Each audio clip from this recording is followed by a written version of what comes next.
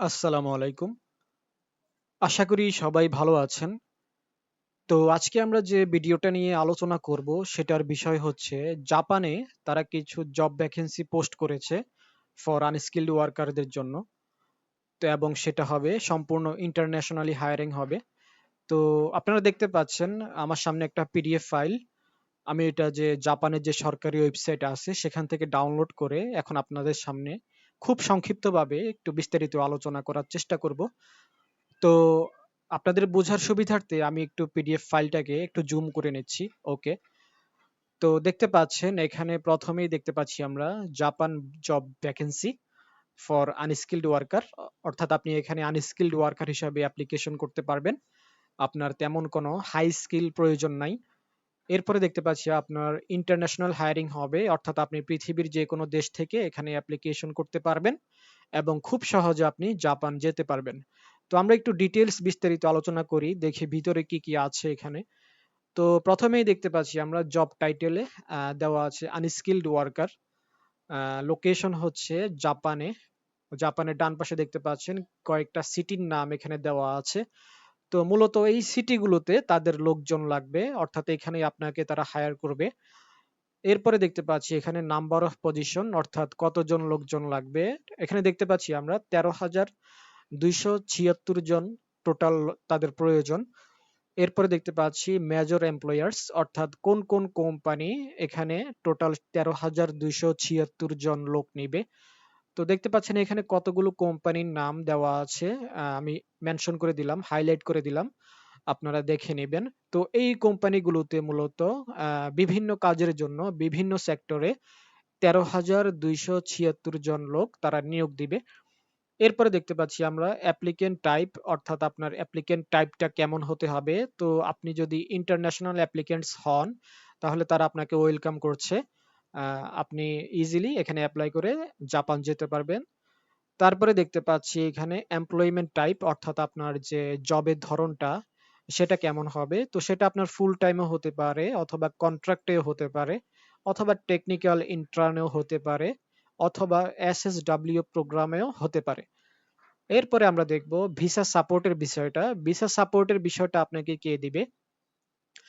তো তারা এখানে মেনশন করে দিয়েছে, যদি একটু লক্ষ্য করেন তো দেখেন এখানে বলা আছে employer supported SSW technical intern visa, অর্থাৎ আপনাকে তারা কোম্পানি থেকে সম্পূর্ণ ভিসা সাপোর্টটা তারা কোম্পানি থেকে দেওয়া হবে। এরপরে দেখতে পাচ্ছি আমরা ল্যাঙ্গুয়েজ রিকোয়ারমেন্ট, অর্থাৎ আপনার এখানে কি কি ধরনের ভাষাগত দক্ষতা লাগবে। তো আমরা দেখতে পাচ্ছি জাপান যেতে হলে মোটামুটি জাপানিজ ভাষাটা লাগে। তো ওরা এখানে বলে দিয়েছে basic Japanese, JLPT N5 or conversational, অথবা এখানে অর দিয়েছে দেখেন বেসিক ইংলিশটা জানলেও আপনি এখানে জব করতে পারবেন। বেসিক লেভেলে যে কমিউনিকেশন করার জন্য বেসিক ইংলিশ যেটা আছে সেটাও যদি আপনি জানেন তাহলে আপনি খুব সহজে এখানে জব করতে পারবেন। এখন দেখবো আমরা স্যালারির বিষয়টা, অর্থাৎ আপনাকে এখানে তারা কেমন স্যালারি দিবে সেটা। তো দেখতে পাচ্ছি আপনাকে মিনিমাম তারা আপনাকে নতুন অবস্থায় তারা আপনাকে দিবে 1,800 তাদের যে সে যে মুদ্রা আছে সেটা অনুযায়ী, এবং সর্বোচ্চ হবে 2,50,000। তো আমরা যদি বাংলাদেশি টাকায় একটু ক্যালকুলেশন করি তাহলে আমরা আর একটু ভালোভাবে ক্লিয়ার হব। তো আমরা যদি এখন একটু দেখি বাংলাদেশি টাকায় এটা কত আসে,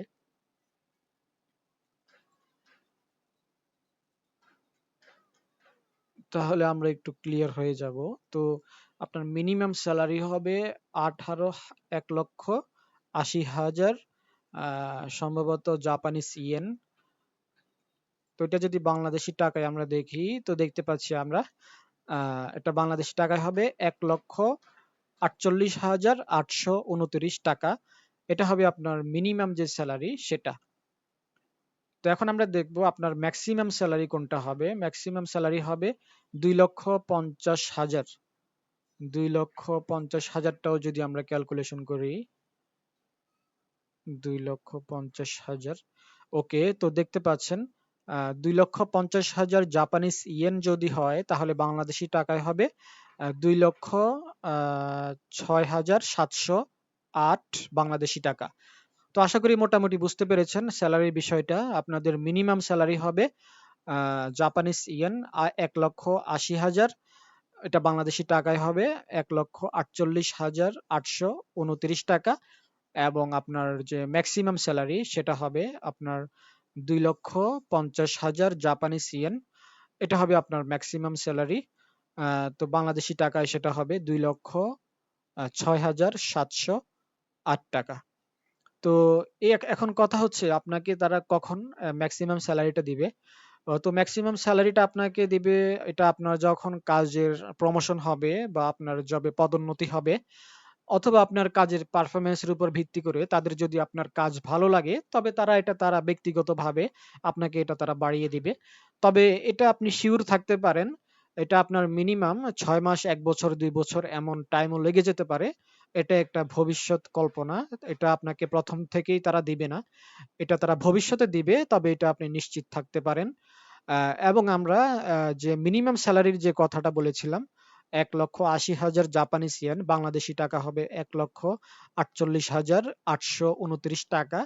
এই স্যালারিটা কিন্তু আপনি নতুন অবস্থায়, অর্থাৎ এজ এ ফ্রেশার হিসেবে যখন আপনাকে নিয়োগ দেওয়া হবে তখন থেকে আপনি এই স্যালারিটা পাবেন। তো আশা করি মোটামুটি আপনারা স্যালারির যে মিনিমাম স্যালারি এবং ম্যাক্সিমাম স্যালারি যে বিষয়টা সেটা বুঝতে পেরেছেন। তো এখন আমরা দেখব জব রেসপন্সিবিলিটিস, অর্থাৎ এখানে কোন কাজের জন্য কোন কোম্পানিতে লোকজন লাগবে। তো আমরা দেখতে পাচ্ছি এখানে ডেসক্রিপশন অপশনে দেখাচ্ছে কোন কোন কাজ এখানে আছে, কি কি ধরনের কাজ এখানে করতে পারবেন, এবং রিলিভেন্ট কোম্পানিস, অর্থাৎ কোন কোন কোম্পানিতে কি কাজের জন্য লোক নিবে। তো প্রথমে যদি আমরা দেখি, প্রথমে 1 নম্বরের যে কোম্পানি এগুলো হচ্ছে এগুলো।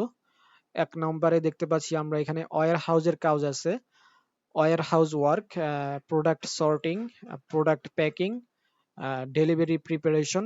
এই কাজগুলো আপনি ডান পাশে যে কোম্পানিগুলো আছে এই কোম্পানিগুলোর আন্ডারে আপনি করতে পারবেন।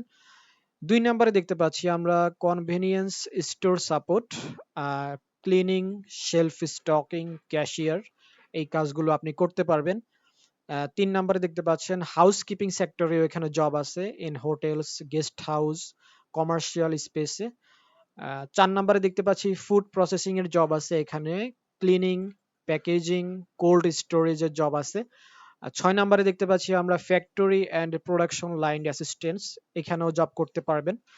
6 নম্বরে দেখতে পাচ্ছি dish washing, food preparation, restaurant kitchen assistant, এই সেক্টরগুলোতে আপনি কাজ করতে পারবেন। এবং 7 নম্বরে দেখতে পাচ্ছি পোস্টাল অ্যান্ড লজিস্টিক্স হ্যান্ডলিং, এগুলোতেও কাজ করতে পারবেন। এবং 8 নম্বর সর্বশেষ দেখতে পাচ্ছি ক্লিনিং এর জব আছে এখানে, cleaning stuffs for shopping malls, বিভিন্ন অফিস, বিভিন্ন স্কুলে আপনি ক্লিনিং এর কাজগুলো করতে পারবেন ডান পাশে যে কোম্পানিগুলো আছে এই কোম্পানিগুলোর আন্ডারে। তো আশা করি মোটামুটি আপনারা বুঝতে পেরেছেন কোন কোম্পানিতে কি কাজের জন্য লোক লাগবে। তো এখন আমরা দেখব ক্যান্ডিডেট রিকোয়ারমেন্টস, অর্থাৎ এখানে আপনার কি কি যোগ্যতা বা কি কি ক্রাইটেরিয়া আপনার লাগবে। তো প্রথমেই আপনার বয়স হতে হবে মিনিমাম 20 বছর এবং সর্বোচ্চ আপনার 45 বছর হলে আপনি এখানে জব করতে পারবেন। 2 নম্বরে দেখতে পাচ্ছি আপনাকে ফিজিক্যালি ফিট থাকতে হবে, যে কোনো ধরনের রেডি ফর ম্যানুয়াল ওয়ার্ক, যে কোনো ধরনের ম্যানুয়াল ওয়ার্ক করার জন্য আপনাকে ফিজিক্যালি ফিট থাকতে হবে। 3 নম্বরে দেখতে পাচ্ছি আমরা বেসিক ইংলিশটা আপনাকে জানতে হবে অ্যান্ড জাপানিজ, অথবা বেসিক লেভেলে ইংলিশ ভাষাটা জানতে হবে অথবা বেসিক লেভেলে জাপানিজ ভাষাটা জানতে হবে। অথবা এখানে তারা বলে দিয়েছে উইলিংনেস টু লার্ন, অর্থাৎ আপনি যদি জাপানিজ ভাষাটা নাও জানেন তাহলে যদি আপনার শিখার যদি আগ্রহ থাকে সেটা থাকতে হবে, তাহলে আপনি এখানে জব করতে পারবেন।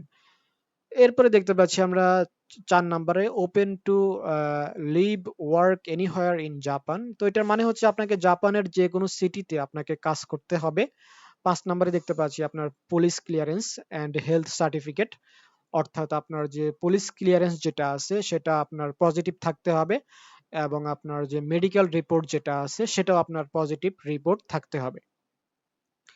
তো এই ক্রাইটেরিয়া গুলো যদি আপনার থাকে আপনি খুব সহজে জাপানের জন্য অ্যাপ্লিকেশন করতে পারবেন এখানে, এবং জাপান গিয়ে আপনি জব করতে পারবেন। এখন দেখবো আমরা জব বেনিফিটস, অর্থাৎ এখানে তারা আপনাকে যদি নিয়োগ দেয় তাহলে আপনি কি কি সুযোগ সুবিধা এখানে পেয়ে যাবেন। তো প্রথমেই দেখতে পাচ্ছি এখানে মান্থলি স্যালারির বিষয়টা আমরা আলোচনা করেছি, আশা করি আপনাদের বুঝতে সমস্যা হয়নি। আমি আর দ্বিতীয়বার বলছি না এই বিষয়টা। তো ২ নাম্বারে দেখতে পাচ্ছি আপনার visa sponsorship under SSW or internship program. তো এটাও আমরা আলোচনা করেছি। এটার মানে হচ্ছে আপনার ভিসা সাপোর্টটা সম্পূর্ণ আপনাকে কোম্পানি থেকে স্পন্সরশিপের মাধ্যমে দেওয়া হবে। ৩ নাম্বারে দেখতে পাচ্ছি আমরা accommodation or housing assistants in many cases. Okay, তো এটার মানে হচ্ছে আপনার যে থাকা খাওয়ার বিষয়টা তারা সেটা কোম্পানি থেকে ম্যানেজ করে দিবে। ৪ নাম্বারে দেখতে পাচ্ছি social insurance, transport subsidy, paid leaves. ৫ নাম্বারে দেখতে পাচ্ছি কালচারাল সাপোর্ট, আ এরপর Japanese language classes and legal protections.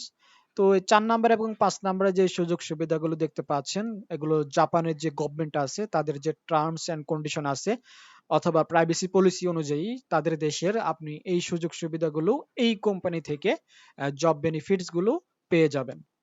তো আশা করি মোটামুটি বুঝতে পেরেছেন জব বেনিফিটস বিষয়টা এবং ক্যান্ডিডেট রিকোয়ারমেন্টস এবং জব রেসপন্সিবিলিটিস এবং জব সামারিতে কোন কোন কাজের জন্য কোন কোন কোম্পানিতে লোক লাগবে। তো আশা করি আপনারা মোটামুটি বুঝতে পেরেছেন। তারপরেও যদি আপনাদের কিছু জানার থাকে অথবা আপনাদের যদি কোনো হেল্প প্রয়োজন বলে মনে করেন, তাহলে আপনারা আমার সাথে কনট্যাক্ট করতে পারেন। আমার সাথে কনট্যাক্ট করার মাধ্যম হচ্ছে WhatsApp নাম্বার দেওয়া আছে স্ক্রিনে এবং ইমো নাম্বার দেওয়া আছে। আপনারা চাইলে কনট্যাক্ট করতে পারেন। তো ভিডিওটা আজকে এ পর্যন্তই। সবাই ভালো থাকেন, সুস্থ থাকেন। আল্লাহ হাফেজ।